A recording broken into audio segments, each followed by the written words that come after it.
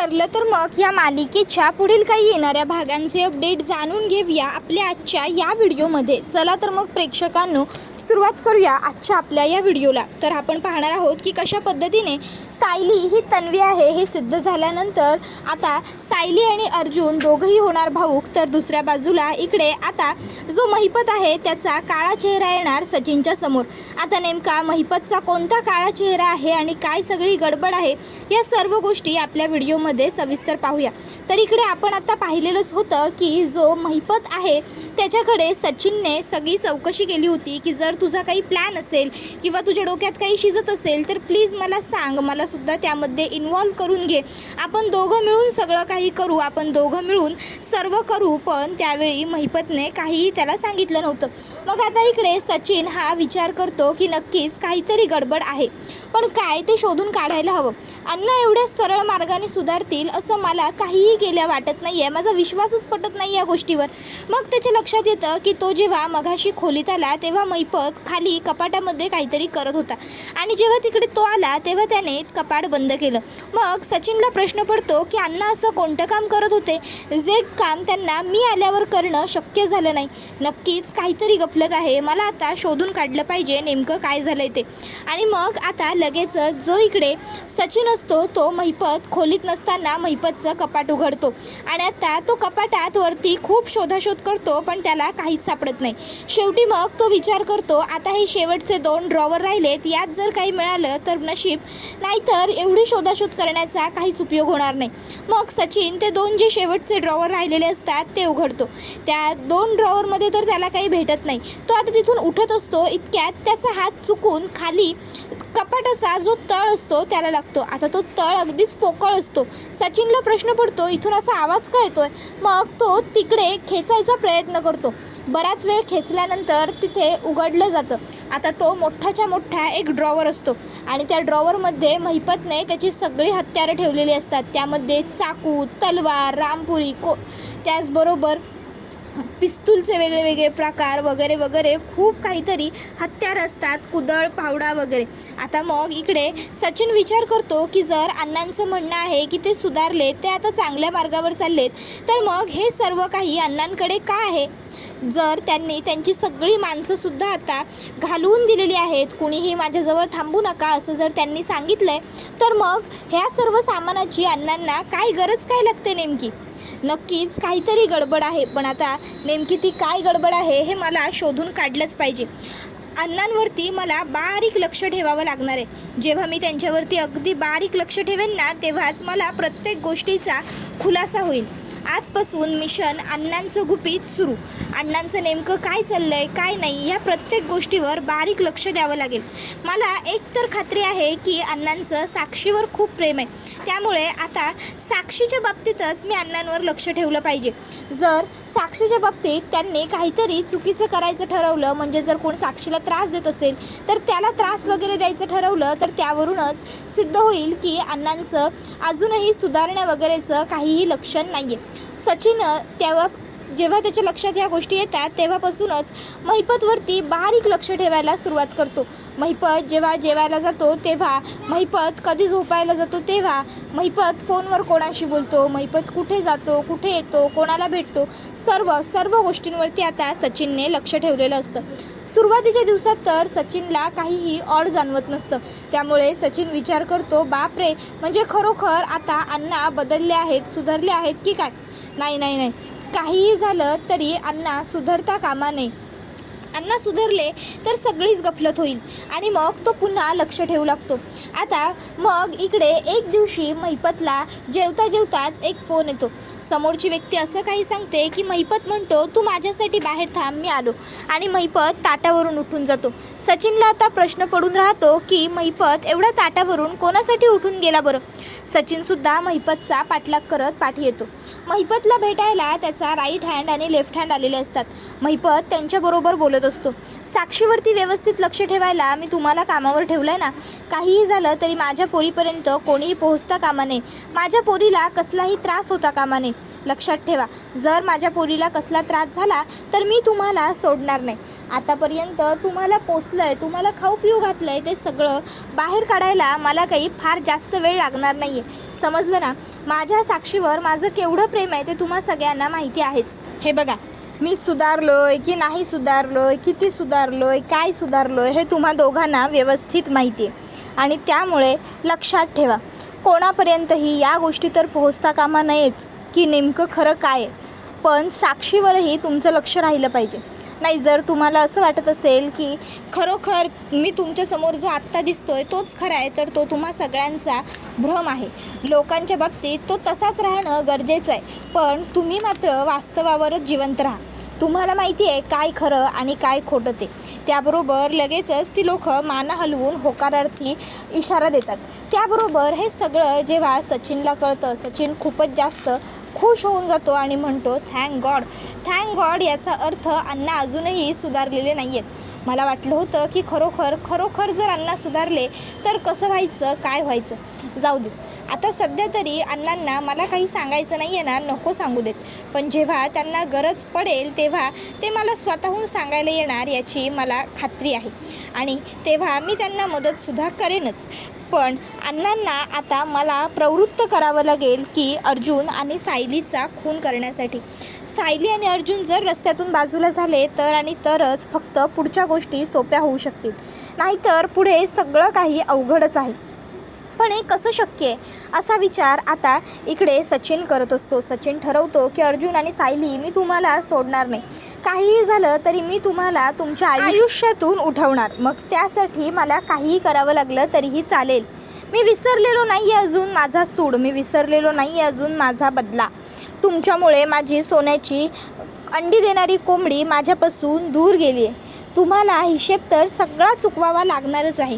तुम्हाला काय वाटतं तुमच्या आयुष्यात सगळं सुखासुखी मी चालू देईन? नाही. आणि त्याची सुरुवात आजपासूनच.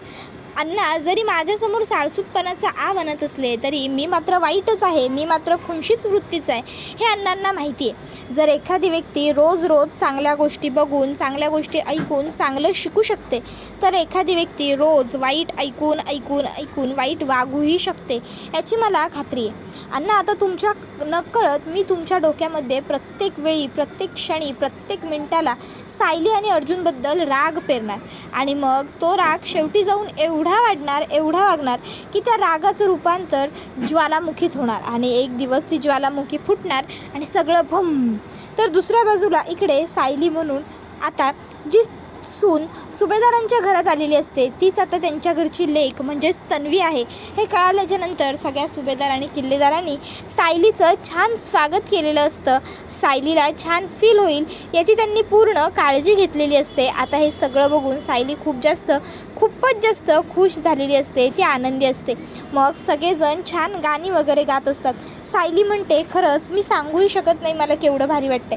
त्यानंतर त्या ठिकाणी आता ईश्वरी, त्याचबरोबर आता आनंदी, इकडे नुपूर, तशीच नंदिनी, काव्या ह्या सर्वजणी पोहोचलेल्या असतात. आता ह्या सर्वींना बघून काव्या ही विचारते इकडे लगेचच की काय गं सायलीताई, खुश झालीस ना आम्हाला सगळ्यांना भेटून? त्यावर अर्जुन म्हणतो हो, मग खुश काय, दुप्पट खुश. जानकीताई कुठे आहेत? इतक्यात जानकी पण येते. अर्जुन म्हणतो बायको कसं वाटलं गिफ्ट? मग सायली आणखीन खुश होते आणि भाऊकसुद्धा. कार्यक्रम वगैरे अगदी छान, मस्त, थाटामाटात, दणक्यात व्यवस्थित पार पडतो. त्याच्यानंतर सायली आणि अर्जुन त्यांच्या रूममध्ये जातात. अर्जुन म्हणत असतो बायको खरंच कसं सांगू तुला की मी किती खुश आहे ते. म्हणजे माझी खूप दिवसांपासूनची इच्छा होती की तुला तुझं खरं कुटुंब, तुला तुझं खरं हक्काचं माहेर, तुला तुझी माणसं सगळं परत लवकर मिळवून द्यावं. पण खरोखर मला ते पॉसिबल होतच नव्हतं गं. पण शेवटी देवाने सुद्धा माझी साथ दिली. जर जी लोक चांगली असतात ना, देव त्यांची साथ सोडत नाही असं जे तू म्हणतेस ते मला आत्ता खरं वाटतंय खरंच. त्यावर सायली म्हणते तुम्हाला जरी आत्ता कळलं असलं तरी हे पहिल्यापासून आहेच. तुम्हाला माहिती आहे मी कायम सगळ्यांच्याच भल्याचा विचार केला, सगळ्यांचं चांगलं चिंतलं, म्हणून खरं तर देवाने माझ्याबरोबरही काही वाईट होऊ दिलं नाही. मला माझे आई बाबा सापडले, मला माझ्या स्वतःवरती जीवापाड प्रेम करणारे मामा मामी सापडले, माझ्यावरती भरपूर प्रेम करणारी माझी पूर्णाजी सापडली, इकडे अस्मिता आणि अश्विनसारखा भाऊ सापडला. खरंच अर्जुन वाट बघत असतो की सायली त्याचं नाव कधी घेईल, त्याचं नाव कधी घेईल. पण सायली मनात म्हणते की मला माहिती आहे तुम्ही आता वाट बघत असाल की मी तुमचं नाव कधी घेईन, पण मी तुमचं नाव घेणारच नाही आहे. त्यावेळी अर्जुन म्हणतो, आणि मी बायको असं काय करतेस, या सर्व प्रवासात मीच तर होतो ना तुझ्याबरोबर. त्यावर मग सायली म्हणते, अहो तुम्ही आणि मी वेगळे थोडीच आहोत, आपण तर एकच आहोत ना. 2 शरीर असले तरी आत्मा मात्र एकच आहे. तुमच्याशिवाय मी अपूर्ण आणि माझ्याशिवाय तुम्ही. त्यावर अर्जुन म्हणतो, वा वा वा, खरंच बायको तू आज काय बोलली आहेस, खरंच मी खूप खूप खुश झालो आहे. बाय द वे सायली, खरं सांगू का, ये ना, ये इथे बस. त्यावर सायली तिकडे येऊन बसते. अर्जुन म्हणत असतो, म्हणजे जेव्हा मला माहीतही नव्हतं की तू तन्वी आहेस, तेव्हा पण मला असं वाटायचं की बायको असावी तर तुझ्यासारखी. ती बबली लोखंडे, ती तन्वी म्हणून आपल्या घरात घुसली होती. तिला तुझ्या पायांच्या नखाची सुद्धा सर नव्हती आणि स्वतःला म्हणे तन्वी म्हणून घेत होती. खरंच बायको, तू असण्यासाठी फक्त तूच असणं गरजेचं आहे. त्यावर सायली म्हणते, मला कळलं नाही काय म्हणताय नेमकं. त्यावर अर्जुन म्हणतो, तुझ्यासारखा व्यक्ती एकच देवाने बनवला नंतर देवाने तो साचाच मोडून टाकला. त्याने विचार केला की जर सगळीच लोक एवढी प्रेमळू, मायाळू, दयाळू, कनवाळू असतील तर मग हे जग कसं चालेल. म्हणून मग देवाने सगळी लोकं वेगळी वेगळी बनवली. जर तुझ्यासारखी लोकं ह्या जगात असतील ना तर जगात कुठलाच प्रॉब्लेम कधीच येणार नाही. त्यावर सायली म्हणते, काहीतरीच आपलं तुमचं. तर दुसऱ्या बाजूला इकडे पूर्णाजी ही आता देव्याईकडे प्रार्थना करत असते आणि ती म्हणत असते की तुझ्या कृपेने माझी नात, माझी तन्वी मला परत मिळाली. इतक्या वर्षांनंतरसुद्धा आता ती घरात आलेलीच आहे, तर आता तिला कोणाची दृष्ट लागून देऊ नको. आता सगळं कसं छान होऊ दे, आनंदी राहू दे, मंगलमयी घडू दे. आता आमच्या तन्वीला कायम आमच्या सोबतच असू दे. आता मी तिला एक क्षणसुद्धा माझ्या नजरेपासून दूर करणार नाही आहे.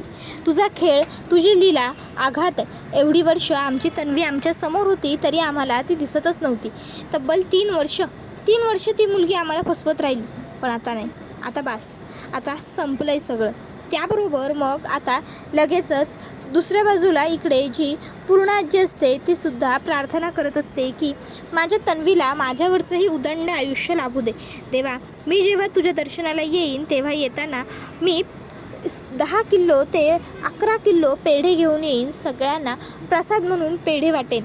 तर दुसऱ्या बाजूला इकडे कल्पना ही सुद्धा प्रतापला म्हणत असते, अहो खरंच एवढ्या वर्षांनंतर सायली ही तन्वी आहे हे कळलं तेव्हा आपला आनंद एकदमच दुप्पट होऊन गेला नाही. म्हणजे आपली सूनच आपली भाची आहे. एवढी वर्ष आपण ज्या तन्वीची वाट बघत होतो ती तन्वी आपल्या समोर असूनही आपल्याला कळत नव्हतं. तुला माहिती नाही आहे की मला मगाशी केवढं भरून आलं होतं कल्पना. त्यावर कल्पना म्हणते, हो तुमच्या डोळ्यातून दिसत होतं. त्याबरोबर प्रताप म्हणतो, मी जर रडलो असतो तर माझं रडणं वर्थ नव्हतं. सगळ्यांना वाटलं असतं की मी अट्रॅक्शन गेन करण्यासाठी सगळं करतो, पण तसं नव्हतं. खरं तर तन्वीवरती मी सुद्धा खूप प्रेम केलं, जसं अस्मिताला तसं सगळं तन्वीला. त्यामुळेच खरं तर तन्वी दूर गेल्याचं दुःख मी जरी कधी बोलत नसलो तरी मला कायम होतच सायली. पण आता तू तन्वी म्हणून परत आली आहेस ना, आता आम्ही सगळेच तुला कुठेही जाऊ देणार नाही आहोत, तुला कशाचीही कमी पडू देणार नाही आहोत. आता तू फक्त घरी राहायचा, आराम करायचा, तुझ्या आणि तुझ्या बाळाची काळजी घ्यायची, कळलं का तन्वी, पुरे कर आता, समजलं ना. त्याबरोबर मग अश्विनसुद्धा इकडे खोलीत आलेला असतो आणि तो विचार करत असतो की खरंच मी किती वियर्ड आहे, मी किती चुकीचं आहे. मी जर बोललेलो नको तर का गेलात तुम्ही, काय गरज होती तुम्हाला. त्याबरोबर मग आता लगेचच तो विचार करतो की मला दादा आणि वहिनीने सांगितलं होतं त्या मुलीच्या नादी नको लागू, तिच्या आहारी नको जाऊ. पण तरीही त्या मुलीच्या मी इतका जास्त आहारी गेलो होतो की मला माझे दादा वहिनी काय सांगतायत, काय समजावतायत काही कळतच नव्हतं. पण आता नाही, आता बास, आता कुठल्याही परिस्थितीत मी कायम त्या दोघांचं सगळं ऐकणार. काहीही झालं तरी सायली वहिनीला आता तिचा मान मिळायलाच हवा, तिचं हरवलेलं सुख तिला परत मिळायला हवं. माझं आयुष्य तर मी दुःखाच्या ढरीत ढकललेलंच आहे, पण घरात सर्वजण आनंदी असताना मलासुद्धा सर्वांबरोबर आनंदी राहायलाच हवं. किमान मला प्रयत्न तरी करायला हवा. असं सगळं आता इकडे अश्विन त्याच्या आपल्या मनात तो ठरवत असतो. तर दुसऱ्या बाजूला तो म्हणत असतो की खरंच सायली वहिनी हीच तन्वी या नावाच्या अगदी योग्य आहे, तीच प्रतिमा आत्याची मुलगी शोभते, ना की ती बबली लोखंडे. त्याबरोबर आता इकडे सगळेजण सायलीला म्हणतात की सायली खरंच आम्हाला तुला तन्वी म्हणून बघून खूप बरं वाटलं. त्याबरोबर हा व्हिडिओ इथेच संपतो. व्हिडिओ आवडला असेल तर व्हिडिओला लाईक करा, चॅनलवर नवीन असाल तर चॅनलला सबस्क्राईब करा आणि बेल आयकॉन आठवणीने प्रेस करा, जेणेकरून तुम्हाला पुढच्या प्रत्येक व्हिडिओचं नोटिफिकेशन मिळत जाईल आणि सर्व व्हिडिओंचा आनंद हा अगदी उत्तम पद्धतीने घेता येईल. चला तर मग प्रेक्षकांनो, आजच्या पुरतं इथेच थांबूया. पुढचा व्हिडिओ येईपर्यंत या व्हिडिओचा